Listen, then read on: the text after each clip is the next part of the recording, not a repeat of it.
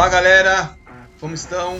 Iniciando mais um bate-papo do estoque. Dessa vez o convidado foi selecionado a dedo, um amigo meu, brasileiro, doutorando na Holanda, Ricardo Rissi Lopes. Ele é especialista em inteligência artificial e cardiologia. Ricardo, acho que você tem muito a agregar, muito conteúdo a compartilhar com os nossos ouvintes. É um prazer recebê-lo aqui, obrigado pelo aceite. E agora o bate-papo é contigo, então assim, a palavra é sua, sinta-se em casa e fica à vontade. Obrigado, Bruno, muito obrigado pelo convite. É muito legal essa oportunidade de falar sobre a minha pesquisa e sobre a minha experiência também de fazer esse doutorado fora do Brasil, aqui na Holanda. Minha área, na verdade, é ciência da computação. Eu estudei sistemas de informação e fiz mestrado em ciência da computação, com foco em inteligência artificial. E eu acabei aqui na Holanda, mas antes disso eu trabalhei com educação também, em uma startup de cursos online, com foco em ensino de machine learning também, programação. E só que eu sempre quis trabalhar com coisas que influenciam as pessoas, né? Não que afeta a vida das pessoas. Então eu não queria trabalhar só com pesquisa direto, com coisas que eu vou desenvolver, mas vai ser usado por outros profissionais, outros programadores ou outros pesquisadores, mas não chega na população, né? Fica numa pesquisa teórica. Eu queria trabalhar com uma coisa que eu pudesse melhorar a vida das pessoas com o que eu sei, com o que eu pesquiso e com o que eu aprendi nesse tempo todo. A minha pesquisa aqui hoje é com foco em cardiologia, mas a gente trabalha com muitas coisas dentro da cardiologia que pode ser usada em outras áreas também. Por exemplo, a gente tenta detectar doenças no paciente, fazer suporte ao diagnóstico de um paciente de doenças, ou a gente tenta, baseado em inteligência artificial também, detectar se um paciente vai sobreviver ou vai ter benefício depois de um procedimento, uma cirurgia, ou algo do tipo. Ou até a gente tenta melhorar a qualidade dos dados, a qualidade das imagens que os médicos vão usar para fazer o diagnóstico, através de inteligência artificial. Então, são várias áreas dentro da cardiologia aqui, mas que podem ser usadas em outras áreas também, usando a inteligência artificial. E eu falei também, né, que eu trabalhei antes numa startup, e aqui é muito bacana também, que também existe um foco nisso, né, não só para criar pesquisadores dentro da universidade, mas também tem um foco em usar a pesquisa para criar empresas e fazer isso chegar no público-alvo, né, porque não focar na pesquisa teórica e nunca chegar na população. Também tem esse incentivo para a pesquisa chegar nas pessoas. Então, alunos de doutorado que têm esse interesse podem puxar para esse lado de criar startup e virar empreendedores. Muito legal. Ricardo, eu entrevistei nos episódios atrás aí também um CEO de uma startup, e aí, inclusive, eles chamaram o An da Crop, e ele trouxe a opinião dele. Ele falou exatamente que o perfil do novo cientista, né, permitir essa entrega de soluções para a sociedade. Ele falou que a pesquisa, ele falou assim, até fez um paralelo, a ciência básica ela é muito importante, né? Ela é a base, de fato, para o desenvolvimento, mas o desafio do cientista do século XXI é fazer essa entrega, é permitir essa entrega para a sociedade. Vamos fazer um paralelo, traz para a gente.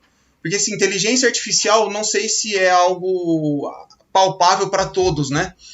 Não no sentido de fazer, porque eu acho que desenvolver isso é algo realmente técnico, né? Acredito eu. Mas traz um pouco, sim, de definições, aproxima um pouco no nosso dia a dia os conceitos de inteligência artificial. E assim, esse paralelo com a saúde, né? Acho que é válido você trazer isso para nós nesse momento. Bom, inteligência artificial nada mais é que aprender dos dados. Então, todos os dados que são adquiridos com o tempo, por exemplo, onde eu trabalho em um hospital, os dados dos exames de sangue, eletrocardiograma, tomografia computadorizada, todos esses dados são armazenados no hospital. E a ideia de inteligência artificial nada mais é que criar modelos, normalmente baseados em estatística, mas tem outras abordagens também, que para fazer predições baseado naqueles dados, ou seja, baseado no histórico de todos os pacientes do hospital, o que vai acontecer com aquele paciente, ou que doença ele tem, ou coisas do tipo. Então, não é bem técnico se você for fazer pesquisa básica em inteligência artificial, sim, mas hoje existem muitas ferramentas que auxiliam o desenvolvimento de algoritmos, de modelos de inteligência artificial, que você não precisa se aprofundar na parte técnica. Tanto é que no hospital onde eu trabalho hoje, os cardiologistas estão aprendendo inteligência artificial, porque eles não conseguem usar a inteligência artificial se eles não sabem como funciona. Eles veem como o modelo fazendo uma predição, mas eles não confiam. Então, se eles aprendem como funciona e por que funciona, eles começam a usar. E também ajuda muito quando a gente vai desenvolver os modelos de inteligência artificial, porque eles já sabem mais ou menos como funciona, já sabem como é feita a criação, e já entende mais ou menos por que uma predição é feita. E aí, isso auxilia muito, de uma forma geral, também na parte de aquisição de dados, porque tudo que você faz no hospital fica gravado no histórico do paciente. Seu exame de sangue, seus diagnósticos, tudo. Só que hoje no hospital, não só aqui na Holanda, eu acho que em muitos lugares, eles estão trabalhando para padronizar esse armazenamento dos dados, porque antes não era padronizado. Antes, sei lá, 20 anos atrás, talvez nem isso, tudo era, o histórico era feito em papel, e hoje está tudo partindo para o eletrônico. No papel, a gente não consegue trabalhar com os dados, porque a gente precisaria de alguém para colocar todos os dados do papel no computador, porque o treinamento da IA é no computador. Uhum. Então, hoje, mesmo os dados sendo armazenados nos computadores, umas bases de dados gigantescas, ainda eles não estão organizados de uma forma padronizada. Tem muitos campos que são campos de texto livre, que o médico vai lá e preenche a informação que ele quer, o que é muito bom, tem o histórico que ele quer deixar gravado. Só que para o modelo não funciona, porque ele não é estruturado, ele não é bem identificado, não existe um padrão nos dados. Então, isso também, com o tempo, está virando uma questão obrigatória todos os funcionários do hospital não entender como funciona exatamente a inteligência artificial, mas entender a necessidade de ter esse tipo de padronização dos dados e armazenamento também. Hoje se discute muito como fazer isso, né? Qual vai ser a melhor forma de organizar todos esses dados para isso ser acessível. Né? E não só a questão da organização também. Às vezes tem organização dentro de um hospital, mas essa organização, esse padrão não conversa com outros hospitais. Eu tenho projetos que a gente quer criar modelo de inteligência artificial usando dados de vários hospitais. Então, ou eles criam um registry, que eles padronizam todos os dados e todo mundo usa o mesmo padrão, mas se não existe isso, para usar os dados de outro hospital, eu tenho que manualmente ir lá e tentar combinar cada informação daquele hospital com a informação que eu tenho do meu hospital. E mesmo os procedimentos, os exames que eles fazem, às vezes são diferentes, às vezes o estilo do exame é diferente, o dado não está no mesmo padrão, e aí não dá para você usar aquela informação, você não tem como converter de um estilo para o outro. Então, mesmo entre hospitais, isso é muito interessante. E essa é uma realidade aí na Holanda também. Porque sim, isso acontece. Isso foi muito discutido num congresso recente aqui no Brasil, sobre digitalização da saúde, né? Que a saúde está cada vez mais digital, enfim, e discutiram isso, né? Justamente como vai ser organizado, padronizado dentro de um sistema e como os sistemas das instituições irão se conversar, porque foi o que você falou, número de dados, dado organizado, estruturado, obviamente ele consegue ser interpretado. Sem isso, fica muito difícil. Ou fica aquela informação de núcleo, né? Sem muita escala. Então, essa dificuldade que eles apontaram, ou esse desafio, né, que eles apontaram, que eu enxerguei se fosse a nível nacional, é internacional também. Então, a inteligência artificial na saúde, na parte de predição, enfim, a análise desses dados ainda é desafiador na organização, da estruturação disso fora. Sim, sem dúvidas. O modo que o dado o modo que é feita a aquisição dos dados, o modo que é feita a organização e o armazenamento dos dados é muito importante. E não existe um padrão mundial. Hoje, existem projetos para tentar fazer isso, mas é muito complicado você falar que um padrão universal vai servir para todos os hospitais no mundo inteiro. A gente não tem isso nem com os computadores hoje. Ou com os celulares, cada marca, hoje nem tanto, né? Ou é Mac ou não é, e todo mundo usa USB ou USB-C, mas até isso a gente não consegue padronizar. Então, para os hospitais ainda, na questão mundial, é ainda mais complicado, né? Não existe uma coisa padrão para todo mundo. Mas eu espero que isso, em breve, daqui nos próximos anos, seja padronizado para facilitar a nossa vida e dos pacientes também, né? Que vão se beneficiar dos modelos que são criados. Isso é fundamental, né? Outra tendência da medicina é ela ser preditiva, né? Então, acho que esse é um dos passos importantes aí do desafio. Ricardo, se você puder agora fazer um paralelo então, desses dados, né, uma vez que eles estão palpáveis em alguns lugares para alguns objetivos, no caso da sua pesquisa é voltado para cardiologia, né? Traz então para a gente a aplicação disso, conta um pouco dos seus desafios, da sua pesquisa em si, para que você está usando esses dados, o que da cardiologia, né? Cardiologia é muito amplo, mas traz para a gente aí esse pesquisador aí na bancada, esse olhar, esse analista de dados. Vai. Eu já falei dois desafios que a gente tem no dia a dia aqui. Questão dos dados, a falta de padronização dos dados, isso a gente tem, e eu acho que em qualquer lugar do mundo isso existe. Uhum. E o desafio de ter os médicos trabalhando junto com a gente. Ainda existe um pouco o paradigma de a inteligência artificial vai roubar meu trabalho. Principalmente na radiologia, eles morrem de medo de um computador roubar o trabalho deles, de fazer o diagnóstico de uma doença na imagem, e eles não precisarem mais trabalhar naquilo e serem dispensáveis. Eu acho que isso não vai acontecer tão cedo. Eu acho que a inteligência artificial entra para somar a decisão do médico, para ser um suporte para a decisão dele, não para substituir. Isso não vai acontecer tão cedo. E esses dois desafios são eu acho que os mais complicados para mim. Mas sim, a cardiologia é muito ampla, eu tenho alguns projetos mais específicos. Um dos projetos é em relação a implante de válvulas artificiais no coração. Por exemplo, com o passar do tempo, as pessoas vão ficando velhas e vai acontecendo calcificações no corpo, também no coração. E, por exemplo, a gente tem uma válvula no coração que, simplesmente, quando ela calcifica, ela para de funcionar corretamente. Ou seja, a válvula, ela abre e fecha para o sangue entrar e sair, e se ela calcifica, ela não abre e não fecha direito.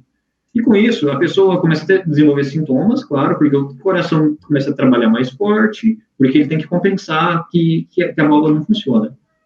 E ela fica muito cansada, e ela não consegue mais fazer muitas atividades. Isso é normal, chega com o tempo, muita gente vai desenvolver esse problema. E, antigamente, o tratamento seria abrir o peito do cara e botar uma válvula nova. Hoje existem técnicas mais avançadas que você não precisa ser tão invasivo. Você consegue implantar uma válvula nova no coração da pessoa por um catéter por vários lugares no corpo, e você não precisa abrir o peito. Então, isso é muito menos invasivo e essa válvula vai funcionar muito bem também. E ela é 100% artificial. Antigamente usavam válvulas de suínos para implantar nas pessoas, para fazer a substituição, e hoje a gente não faz a substituição, a gente implanta uma válvula dentro da válvula, e essa válvula artificial passa a trabalhar no lugar da sua válvula tradicional. E só que essa técnica ela é relativamente cara, e ainda existem pacientes que não se beneficiam dela, porque você espera que um paciente sobreviva. O padrão que eles aceitam aqui é que ele se beneficie por pelo menos um ano depois desse procedimento. Porque, normalmente, a pessoa, quando ela já vai fazer o implante dessa válvula, já é um paciente bem velho e a situação do paciente não está muito boa. Então, às vezes, não compensa fazer o procedimento, porque o cara já tem outros problemas, o paciente tem outros problemas, e ele vai fazer um procedimento que é estressante. Você passar por um procedimento e ir no hospital é muito estressante. Então, só que os médicos ainda não conseguem definir com clareza quais são os pacientes que vão sobreviver, quais são os pacientes que vão ter maiores benefícios em relação a esse implante de válvula artificial. Então, um dos meus projetos é tentar prever com inteligência artificial se o paciente vai se beneficiar desse procedimento. Porque, como eu disse, ele é caro e talvez ele não vai se beneficiar, então não compensa. Na verdade, compensa focar nos pacientes que vão se beneficiar. E hoje estamos usando essa técnica ainda mais, mesmo com pacientes que não tenham tanto risco, porque se o paciente tem muito risco, você não vai abrir o peito do paciente para fazer o implante dessa válvula. E hoje está se tornando cada vez mais comum usar essa técnica também com pacientes que não têm risco. Então, quanto mais conseguem otimizar a técnica, otimizar a seleção dos pacientes, otimizar as válvulas, mais gente consegue ser beneficiada. Com certeza. E pensando nesse procedimento, tem várias coisas que a gente tenta melhorar. Por exemplo, fazer uma seleção melhor dos pacientes. Então, se o modelo de inteligência artificial consegue prever se o paciente vai sobreviver ou não depois do procedimento, é muito importante, e esse é um dos nossos projetos. Um outro projeto é ver como a válvula, a atualização da válvula, as melhorias da válvula e as melhorias do procedimento são influenciadas ao passar do tempo. Porque essa técnica começou, eu acho que há 15 anos, e de 15 anos para cá muita coisa mudou. E cada hospital, cada cardiologista adota alguns critérios. Claro que existe uma baseline que eles seguem, mas alguns hospitais são mais conservadores que outros e eles não fazem tanto procedimento, e outros fazem mais. E essa diferença entre hospitais e entre tempo também é muito importante. Hoje, muito se pesquisa em inteligência artificial, mas a gente não sabe, a longo prazo, como esses modelos de inteligência artificial vão funcionar. Então, o modelo que eu criar hoje, daqui a um ano, talvez não seja suficiente. Ele não tem informações suficientes para funcionar bem. Os dados mudam, os pacientes mudam, a máquina que você faz, o eletrocardiograma ou a tomografia computadorizada muda. Então, isso tudo influencia a decisão do modelo. E se a gente não avaliar isso, a gente não sabe o quão preciso o modelo ainda é. Então, um dos projetos também é fazer a avaliação temporal desses modelos para ver, com o passar do tempo, se os modelos ainda funcionam como deveriam. Então, o foco é em cardiologia, mas a gente também foca em como a inteligência artificial precisa ser monitorada e como ela pode ser utilizada. Um outro ponto esse modelo de artificial que foi criado no meu hospital, no hospital onde eu trabalho, pode ser usado em outros hospitais? Sim, poderia, mas a gente não sabe o quão bom vai funcionar, porque a região do norte da Holanda é diferente da região do sul da Holanda, e as pessoas são diferentes, têm características diferentes, hábitos alimentares, de atividades diferentes, e a gente não sabe como isso afeta o modelo. Então, essa é outra pesquisa dentro da minha área, né, do meu doutorado, para saber como isso afeta os modelos de inteligência artificial. Legal. E agora, um olhar aí para as pesquisas dos colegas, né? Um olhar fora da sua janela, a inteligência artificial dentro da saúde ou da medicina, você tem assim como alguns exemplos, você tem alguns exemplos bacanas para nos contar aí de coisas que você anda lendo, acompanhando, enfim?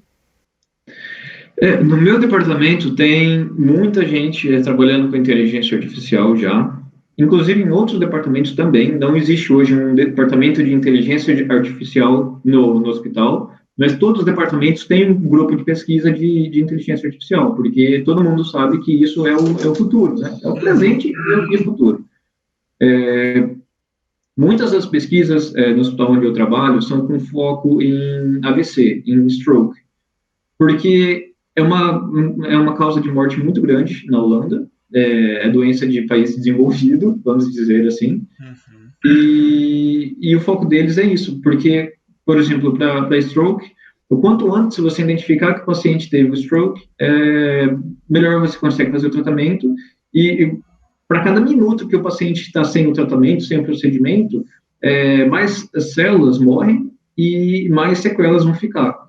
Então, eles tentam otimizar o máximo possível o processo de admitir um paciente com stroke e fazer o tratamento para, lógico, economizar dinheiro também, porque esse paciente, se ele tiver que fazer uma reabilitação, isso também custa dinheiro.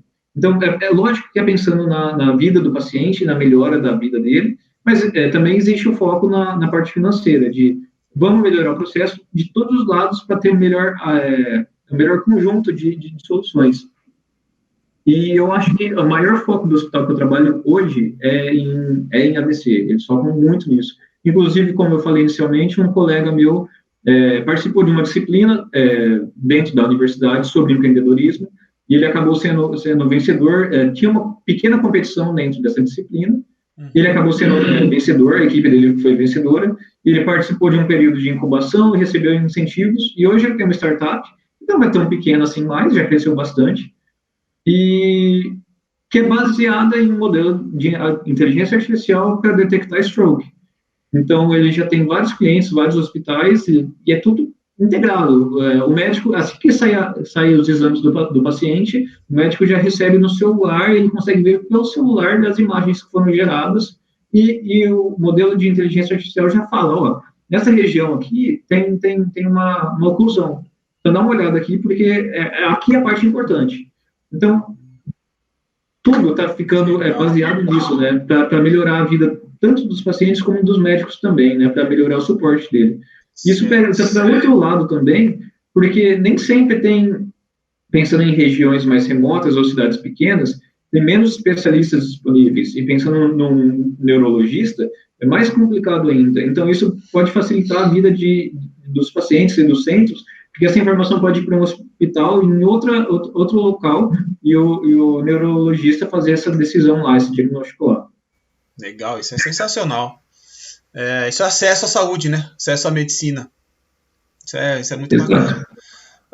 Ricardo, bom, você fez um gancho aí de que o seu colega participou de uma disciplina em que teve esse incentivo de entusiasmo de início, mas depois financeiro e tudo mais, e hoje ele tem aí uma startup criada e com a solução sendo desenvolvida.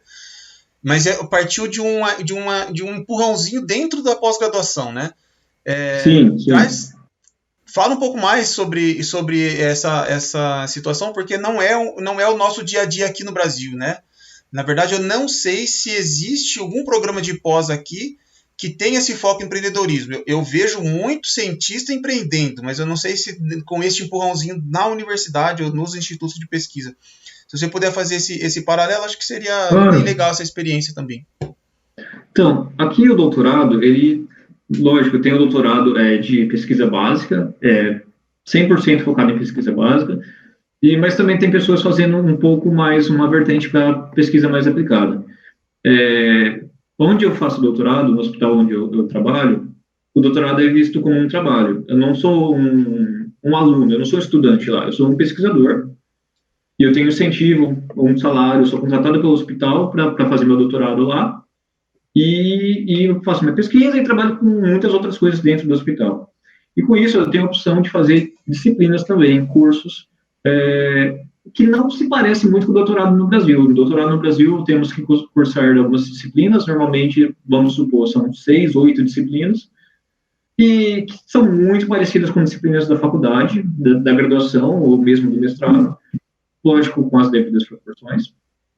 E aqui, essas disciplinas que são oferecidas, lógico, existem disciplinas técnicas também, mas existem muitas disciplinas que são mais para soft skills, questão de liderança, de ensino, e também tem disciplinas focadas em empreendedorismo. Então, tem gestão de projetos e empreendedorismo também. E a ideia do empreendedorismo, lógico, fazer o aluno empreender. Então, você pega a sua pesquisa, junto com outros colegas, claro, criam equipes, e você você aprende a fazer um pitch da sua pesquisa, você aprende a fazer como produtizar sua pesquisa, e o que acontece existe uma pequena competição, porque são vários grupos dentro da disciplina, participando da disciplina, e o melhor grupo, julgado por um comitê, ele ganha um incentivo para continuar essa ideia, né, como uma startup.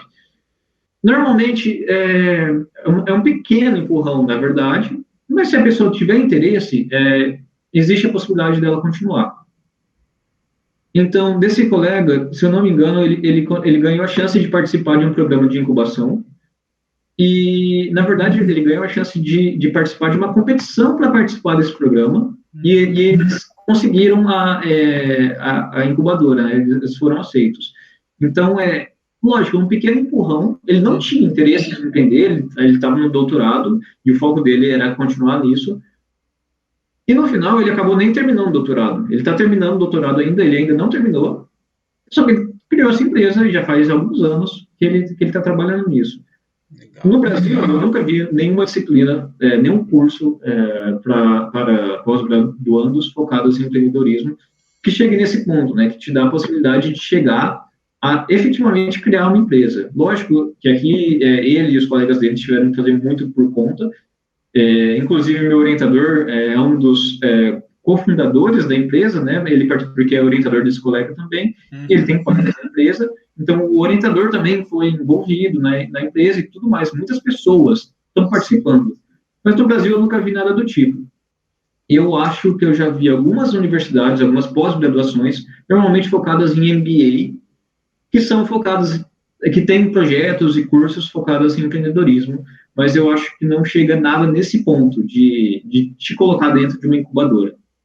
Entendi. É uma coisa bem bacana, né? É um início aí legal. E, como você está dizendo, não é nada extraordinário. Você tem que se permitir a participar, né? E ver o que acontece. Em relação agora, em termos de oportunidades, né? Porque eu acredito que muitos pós-graduandos vão assistir esse vídeo, vão te ouvir, vão falar, pô, que legal. Uns com mais pegada de empreender, outros com bem menos, mas, pô, estudar na Holanda eu acho que já é um feito, né? Acho que ainda mais nessa fase que os incentivos aqui no Brasil são zero, praticamente, a ciência, né? É triste falar isso, mas enfim, é a pura verdade. E aí as pessoas podem se entusiasmar com a sua fala, com a sua oportunidade, né? Como que você chegou até aí? O que te inspirou? Você buscou isso ou aconteceu? E que bom que aconteceu, estou feliz fazendo isso, enfim. Como que foi a sua trajetória? Porque, querendo ou não, você está aí fazendo doutorado. Então, a academia te levou até aí.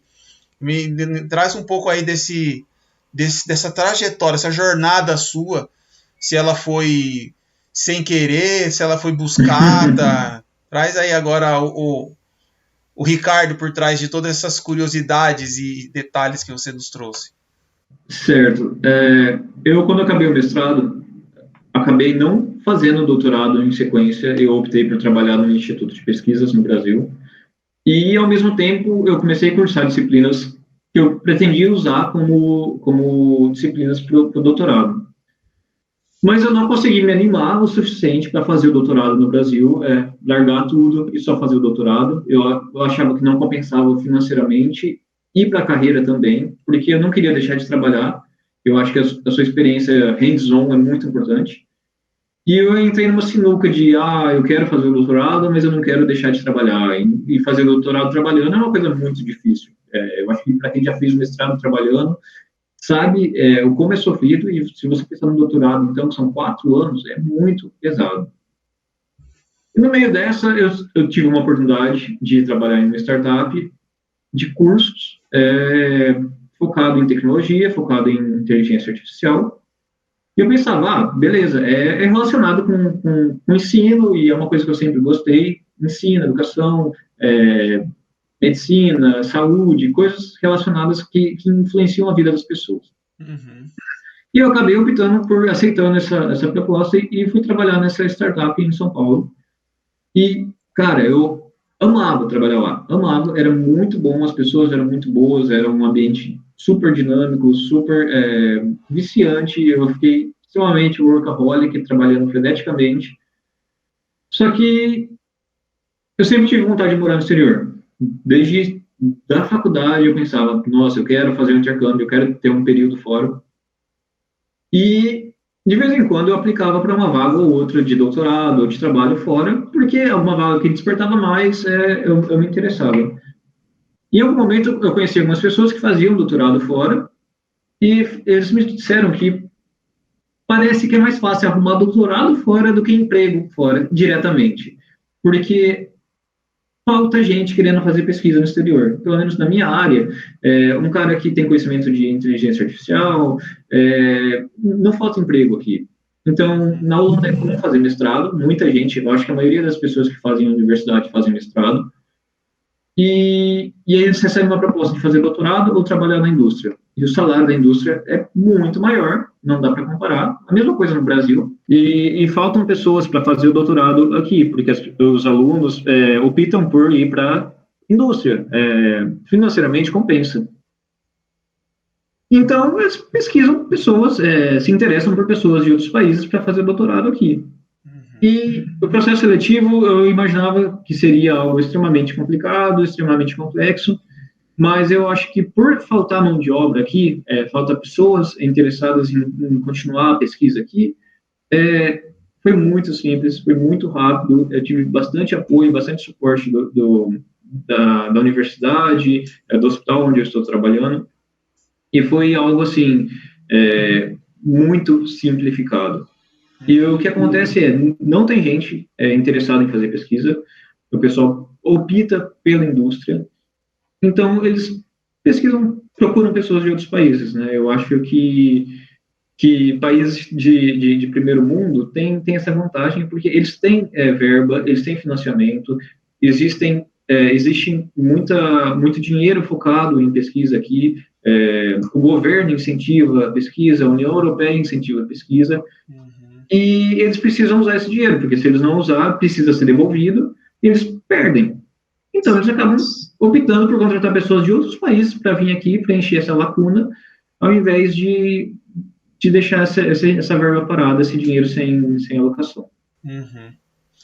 Tá certo, perfeito. Então uma baita de uma oportunidade para quem acha que é difícil, já que não é tanto, e fazer o intercâmbio, experiência fora com oportunidade, né? Eu acho que valeu. Bom, Ricardo, se você tiver mais algum detalhe, alguma curiosidade, alguma informação aí que você acha relevante a compartilhar nessa nossa linha de pensamento, fique à vontade, senão a gente pode meio que encerrar aí, porque a sua experiência já foi compartilhada aí bem legal, acho que os ouvintes vão aproveitar muito aí do que você compartilhou conosco. Eu acho que pesquisadores do Brasil que têm interesse em fazer um doutorado fora, de ter uma experiência profissional fora, precisam ir atrás, porque tem vaga, tem oportunidade. Se você tem interesse por alguma universidade em específico ou alguma região em específico, procure pessoas que trabalham lá já. Existe brasileiro no mundo inteiro. Aonde eu trabalho tem muito brasileiro, porque brasileiro é muitas vezes visto como esforçado, inteligente. A gente tem uma síndrome de vira-lata no Brasil, de que os pesquisadores, os profissionais ou as pessoas do Brasil não são boas. Não é verdade. O nosso sistema educacional no Brasil é muito bom. Se você pensar nas faculdades públicas, no ensino superior das faculdades públicas, da pós-graduação pública, é muito bom. Eu diria que com as pessoas que eu trabalho aqui, a gente não fica nem um pouco para trás, e em muitos aspectos a gente fica para frente. Uhum. Então, se você tem interesse, procura um networking, procura um brasileiro, ou entre em contato direto com as pessoas, fala, eu tenho interesse de fazer um doutorado fora, eu tenho interesse de fazer um estágio, um intercâmbio, eu tenho interesse nessa área de pesquisa, e quais oportunidades você tem alguma oportunidade nesse sentido? Eu acabei tendo um colega, não é brasileiro, ele é peruano, na verdade, mas trabalhou comigo no Brasil por um tempo, e ele conseguiu a vaga praticamente assim. Ele veio para a Holanda a passeio, ele está trabalhando no hospital onde eu trabalho, fazendo doutorado onde eu trabalho. Ele foi na universidade, procurou o professor, o orientador, e falou, eu tenho interesse de fazer um doutorado aqui. Está aqui meu currículo, eu tenho experiência com isso. Você não tem nenhuma oportunidade? Ele falou assim, não tenho. Passaram-se alguns meses, o professor entrou em contato com ele e falou, nossa, surgiu uma oportunidade aqui que é a sua cara. Você não quer vir para a Holanda? Ele já não estava aqui. Uhum. Então, assim, se você tem vontade, procura alguém, porque se você não procurar, não vai cair no colo. Certo, e se você tiver algum networking, ajuda, mas se não tiver, procura as pessoas, se apresenta, fala do seu interesse, seja notado pelas pessoas. Eu acho que isso já ajuda muito, e a gente não tem muito costume de fazer isso.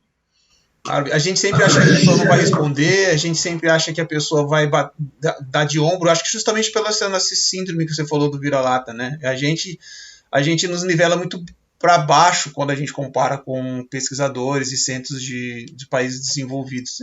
Como você está dizendo, nem sempre isso é uma verdade, né? E vai acontecer algumas vezes de não ser respondido, isso acontece, não tem jeito. Tem gente muito ocupada, muitos pesquisadores recebem milhares de e-mail por dia e eles não conseguem ver todos, ou eles não têm interesse de ver algum e-mail específico, eles fazem uma seleção natural dos e-mails, né? Uhum. Mas, eventualmente, você vai conseguir uma resposta. Legal. E eu acho que não vale a pena ficar se desvalorizando nesse sentido. Tem que correr atrás, tem que tentar, não tem jeito. Se você tem interesse, vamos lá, porque na Europa, eu não sei Estados Unidos, mas na Europa tem muita verba para pesquisa e falta gente. Então, se tem interesse, tem que tentar. Legal. Normalmente, para finalizar o bate-papo, eu peço para o entrevistado indicar um livro, uma série, uma leitura complementar que fique esse conteúdo na cabeça do ouvinte, fazendo o ouvinte pensar sobre isso por mais tempo, né, para que isso faça sentido para ele. Essa última fala, eu acho que já vale qualquer tipo de indicação. Eu acho que essa força que você está dando aí de autoestima, principalmente, de vai atrás, tá à frente de séries, livros e tudo mais. Se você ainda quiser complementar com alguma coisa desse tipo, fique à vontade, tá? Senão já valeu muito, Ricardo. Antes da finalização aí com a sua fala, eu agradeço mais uma vez o seu aceite. Eu acho que isso que você trouxe para mim foi muito maior do que daquelas nossas primeiras conversas de o que daria para conversar, como teria que ser, né, esse bate-papo. Então eu acho assim, eu me surpreendi com tudo isso que você falou. Eu acho que a tendência é essa mesmo. Você está aí numa crescente legal, sua experiência deveria sim ser compartilhada. Então assim, eu estou extremamente feliz com o nosso bate-papo. Te agradeço mais uma vez. E aí, então, para a gente finalizar, fique à vontade com alguma outra fala. Certo. E mais um ponto que eu queria acrescentar, que às vezes no Brasil a gente não percebe isso, mas é muito valorizado fora, é que a gente passa por muitas dificuldades que a gente não percebe como isso ajuda a construir nosso caráter e o nosso aprendizado.